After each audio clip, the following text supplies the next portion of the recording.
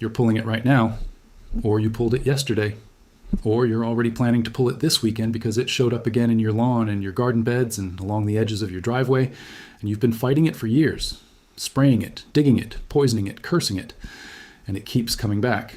And what you don't know, what nobody ever told you, what the lawn care industry has spent decades making sure you never stop to consider, is that every time you pull that weed out of your soil, you are undoing work that took months. You are destroying infrastructure your garden built for itself. You are removing a living system that was actively repairing the ground beneath your feet, pulling minerals up from deep soil layers your vegetable roots can't reach, breaking through compaction that suffocates root growth, fixing the nitrogen balance that determines whether your plants grow strong or stay weak, and doing all of it for free, automatically, without being planted, without being watered, without being asked. The weed you hate most is the weed your soil sent for help, and you keep killing the messenger. The plant is the dandelion, Taraxacum officinale, the yellow flower that appears in every lawn in the temperate world every spring, followed by the white seed globe that children blow apart and adults despise. You know it so well you've stopped seeing it. You've seen it as a problem for so long that the idea of it being a solution feels almost offensive. But here's what's actually happening when a dandelion grows in your soil. What's happening underground, invisibly, continuously. And why soil scientists, permaculture designers, regenerative farmers, and agricultural researchers have been saying for decades that the dandelion is one of the most ecologically valuable plants that can appear in a degraded growing space. The taproot of a mature dandelion extends straight down into the soil for 20 to 30 centimeters, sometimes deeper. It doesn't spread sideways, it drills. It penetrates through compacted layers that block vegetable roots, that block water infiltration, that block the movement of air and microbial life through the soil profile. As the taproot grows, it physically fractures compacted soil and creates channels, biopores, that remain open even after the dandelion dies, allowing subsequent roots, water, and soil organisms to move through layers that were previously impenetrable. This is what soil engineers call biodrilling, and it is one of the most important and least replaceable mechanisms for restoring degraded soil structure. Your dandelion is doing it right now in your lawn for free, and you're planning to pull it out this weekend. The science supporting this is not obscure or contested. Research published in the journal Field Crops Research documented the biopore channels created by deep-rooted plants, including dandelion, and their measurable effects on the subsequent rooting. Depth of crop plants grown in the same soil. Studies at Rodale Institute, one of the world's most respected centers for regenerative agriculture research, have documented the role of dandelions and similar deep-rooted weeds in soil structure restoration programs. The Soil Association in the United Kingdom formally recognizes the role of deep-rooted plants in soil health improvement and advocates for their deliberate inclusion in low-input growing systems. Permaculture designers, including Bill Mollison and David Holmgren, the founders of the permaculture design system that now informs agricultural practice in over 100 countries, specifically identified dandelion as a pioneer plant whose function is to repair disturbed, compacted, or depleted soil and prepare it for more complex plant communities. The Food and Agriculture Organization of the United Nations, in its soil health framework, identifies the role of plant diversity in deep-rooted species in maintaining soil structure in ways that monoculture lawn management systematically destroys. The evidence is there. The science is settled. The dandelion is not an accident in your lawn. It is a diagnosis and a prescription arriving simultaneously. But here's the part that should make you genuinely angry. Walk into any garden center, any hardware store, any big box retailer with a garden section in spring. Count how many products exist specifically to kill dandelions. Herbicide sprays, granular weed killers, targeted applicators designed to poison individual plants without touching surrounding grass. Weed pullers, weed forks, weed knives, tool after tool designed around the single premise that the dandelion in your lawn is a problem requiring a purchased solution.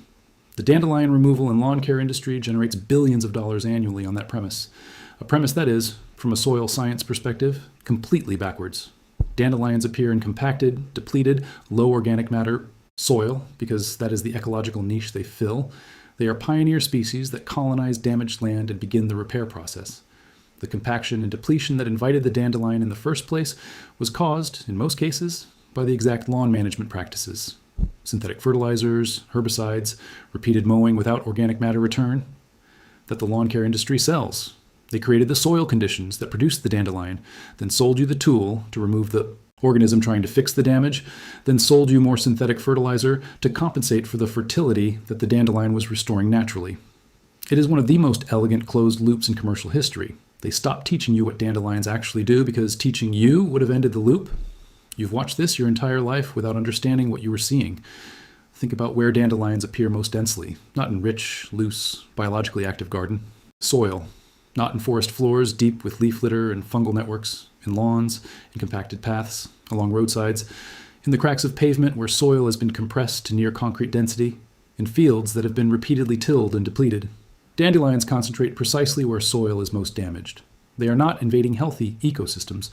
They are responding to broken ones.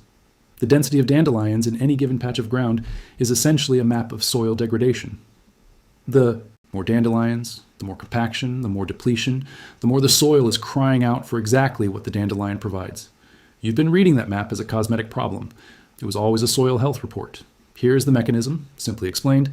The dandelion taproot penetrates compacted soil layers and physically breaks them apart, restoring the macropore structure that allows water, air, and roots to move through the soil.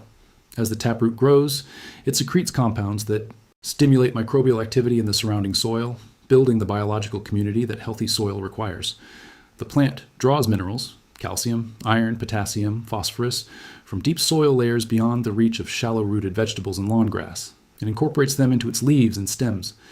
When those leaves die back and decompose on the soil surface, those minerals are deposited in the top layer of soil where shallow roots can access them. This is called mineral cycling, and it is one of the core mechanisms by which deep-rooted plants build topsoil fertility over time. Additionally, dandelion flowers are among the earliest and most nutritionally valuable nectar and pollen sources available to bees and other pollinators in early spring, when almost nothing else is flowering and pollinator colonies are at their most nutritionally stressed. A lawn full of dandelion flowers in April is not an eyesore. It is a feeding station keeping alive the insects that will pollinate every vegetable and fruit in your garden for the rest of the season. Here's how to work with dandelions deliberately to maximize their soil healing function, because there is a method, and the method matters. First, stop pulling them from any area you want to improve. This sounds obvious, but it requires a genuine change in reflex. Every time you see a dandelion in a garden bed or a growing area and feel the urge to remove it, replace that urge with a question. Is the soil here compacted or depleted? If the answer is yes, the dandelion is doing work you would otherwise need to pay for or do manually. Leave it. Second, when you do need to remove dandelions from a specific area because you're planting something else, remove the above-ground growth but leave the taproot in place. Cut the plant at soil level rather than pulling the root. The taproot, left in the soil, will die and decompose, leaving behind the biopore channel it created and releasing the minerals it accumulated directly into the root zone. The channel is more valuable than the plant. Pulling the root fills the channel back in and removes the minerals from the system. Third, when dandelion leaves are large and healthy, cut them and use them as a surface mulch layer around your vegetable plants. Dandelion leaves are exceptionally high in calcium and potassium, two of the most commonly depleted minerals in garden soil. Laying them as mulch delivers those minerals back to the soil surface as they decompose, functioning as a free, slow-release fertilizer, concentrated exactly at the points where your growing plants can access it. Fourth, let some dandelions complete their full life cycle in a designated area of your property. A dandelion that lives from germination through flowering to seed dispersal has done its full work. Maximum root depth reached, maximum mineral cycling completed, maximum biopore creation achieved. The brief cosmetic inconvenience of the seed stage lasts 2 to 3 days. The soil improvement lasts years. Here is what most people get wrong when they try to work with this idea. First mistake, assuming that leaving dandelions alone means surrendering control of the garden. It doesn't. Strategic coexistence means allowing dandelions to work in the areas where the soil needs repair while managing their spread in areas where they compete directly with food crops. You're not accepting chaos, you're directing a resource. Second mistake, using herbicide to kill dandelions in areas you subsequently want to grow food. Broad-spectrum herbicides, including glyphosate, do not just kill the target plant. They significantly damage the soil microbial community, reduce fungal networks that plant roots depend on, and leave chemical residues that affect subsequent plant growth. Killing dandelions with herbicide and then planting vegetables in the same spot is counterproductive in ways that compound over multiple seasons.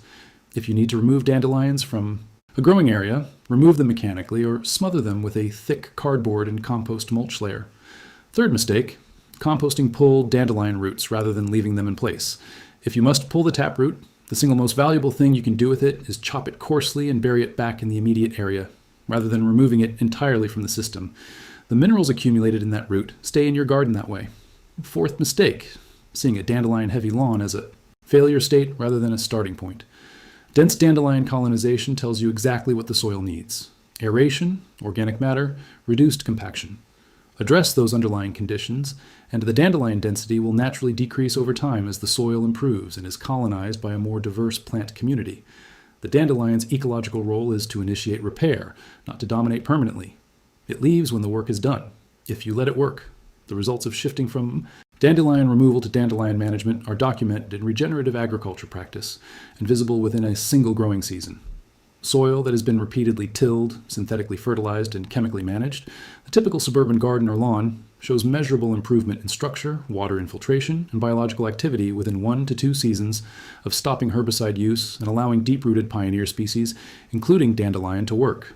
Permaculture practitioners who have documented soil transformation projects consistently report that the no-dig, weed as resource approach to soil repair produces healthier, more productive growing conditions within 2 to 3 years than synthetic amendment approaches that cost hundreds of dollars and require ongoing application. The scaling of this approach is simply the scaling of patience and observation. The more area you allow dandelions to work, the faster and more broadly the soil repair proceeds. The safety and practical objections deserve direct answers. Will leaving dandelions result in them taking over the entire garden? Dandelions compete most strongly in degraded soil. As soil health improves through their own activity and through composting and mulching, the conditions that favor dandelion dominance diminish and other plants, including your desired vegetables and ground covers, gain competitive advantage. You're not choosing between dandelions and a productive garden. You're choosing between using the dandelion as a transitional tool or paying for artificial replacements that never address the underlying condition. Are dandelion seeds from your property a nuisance to neighbors? A reasonable concern. Mow or cut flowering stems before seeds set, if maintaining neighbor relations is a priority. The rootwork and mineral cycling happen regardless of whether the plant completes its seed cycle.